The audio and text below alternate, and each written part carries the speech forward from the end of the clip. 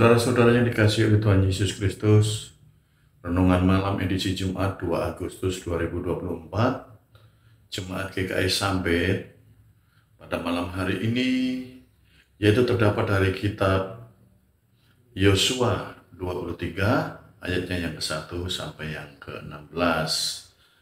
Masuk dalam perikop pidato perpisahan Yosua kepada para pemimpin bangsa itu. Saya akan membacakan Yosua 23 ayatnya yang ke-8 dan yang ke-11. Tetapi kamu harus berpaut pada Tuhan Allahmu seperti yang kamu lakukan sampai sekarang. Maka demi nyawamu bertekunlah mengasihi Tuhan Allahmu. Yosua 23 ayat 1 sampai ke-16. Saya mengambil tema, jangan menjadi lupa. Saudara-saudara, Yosua merupakan angkatan pertama yang diam di tanah Kanaan.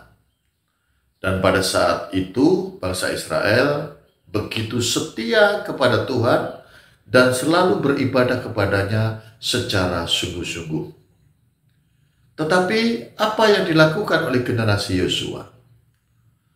Para orang tua pada waktu itu tak henti-hentinya mengajar anak-anaknya tentang firman Tuhan dan mengingatkan mereka tentang perbuatan-perbuatan ajaib dan dahsyat yang Tuhan nyatakan atas bangsa Israel di bawah kepemimpinan Musa. Itu mereka ajarkan berulang-ulang sehingga anak-anak memiliki pengenalan yang benar akan Tuhan. Bahkan di usianya yang sudah tua, Yosua kembali mengingatkan bangsanya untuk senantiasa memiliki hati yang takut akan Tuhan. Tetapi kamu harus berpaut pada Tuhan Allahmu seperti yang kamu lakukan sampai sekarang. Maka demi nyawamu bertekunlah mengasihi Tuhan Allahmu. Yosua 23 ayat yang ke-8 sampai ke-11. Tetapi saudara-saudara, setelah Yosua mati, ketaatan mereka tidak bertahan lama. Bangsa Israel mengalami kemerosotan secara rohani. Angkatan cucu-cucu Yosua mulai menyimpang dari hukum Tuhan. Mereka tidak lagi hidup seturut dengan kehendak Tuhan dan melakukan perzinahan secara rohani. Kalau kita melihat dalam Hakim-Hakim 2, ayat yang ke-10 sampai ke-12, di sana dinyatakan, setelah seluruh angkatan itu dikumpulkan kepada nenek moyangnya, bangkitlah sesudah mereka itu angkatan yang lain yang tidak mengenal Tuhan, ataupun perbuatan yang dilakukannya bagi orang Israel. Lalu orang Israel melakukan apa yang jahat di mata Tuhan dan mereka beribadah kepada para Baal.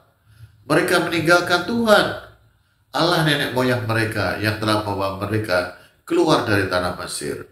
Lalu mengikuti ilah lain dari antara ilah bangsa-bangsa di sekeliling mereka dan sujud menyembah kepadanya sehingga mereka menyakiti hati Tuhan.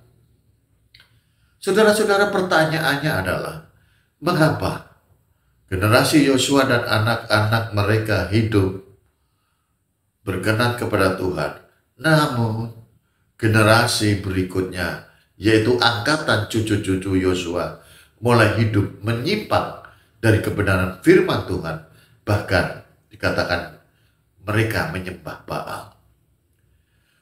Suatu tindakan yang sungguh menyakitkan hati Tuhan. Karena pada saat itu, saudara-saudara, para orang tua mulai lupa, mulai alpa, mulai tidak lagi mengajarkan anak-anaknya tentang firman Tuhan dan mengingatkan mereka tentang perbuatan-perbuatan ajaib dan dahsyat yang telah Tuhan nyatakan kepada bangsa Israel. Sehingga anak-anak mereka tidak mendapat pengetahuan dan tidak mempunyai pengenalan yang benar akan Tuhan. sehingga mereka tidak memiliki hati yang takut akan Tuhan dan tidak lagi mau hidup seturut dengan kehendak Tuhan.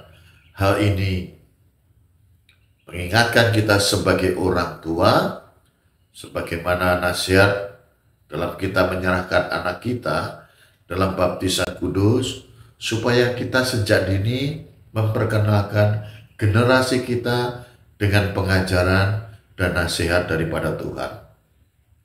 Memberi mereka teladan yang baik, mengajari mereka berdoa, membawa mereka masuk ke dalam gereja, sehingga sejak kecilnya mereka sudah menjadi anggota gereja yang hidup dan mereka sudah mengenal akan Tuhannya.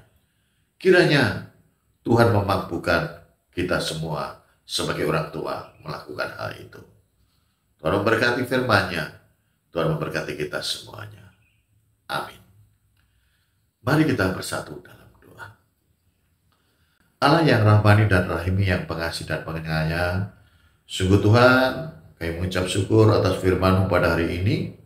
Firman-Mu mengajarkan kepada kami sebagai orang tua, supaya kami senantiasa membawa anak-anak kami, memperkenalkan generasi kami, mengajarkan anak-anak kami nasihat yang berasal daripada Tuhan. Memberikan kepada mereka teladan yang baik, mengajari mereka untuk berdoa, membawa mereka masuk ke rumah gereja, agar sejak kecilnya mereka sudah menjadi anggota gereja yang hidup. Untuk itu ya Tuhan, supaya mereka senantiasa memperoleh damai sejahtera yang berasal daripada Allah. Untuk itu ya Tuhan, ampunkanlah kami apabila kami tidak mampu menjadi orang tua yang baik.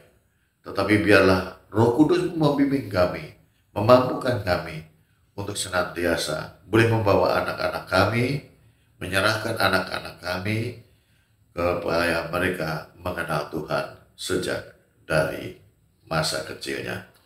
Untuk itu ya Tuhan, Kau nyatakan kasih-Mu bagi kami, sehingga kami boleh menjadi orang tua yang baik bagi anak-anak kami. Di dalam nama Tuhan Yesus Kristus, kami berdoa dan mengucap syukur. Amin.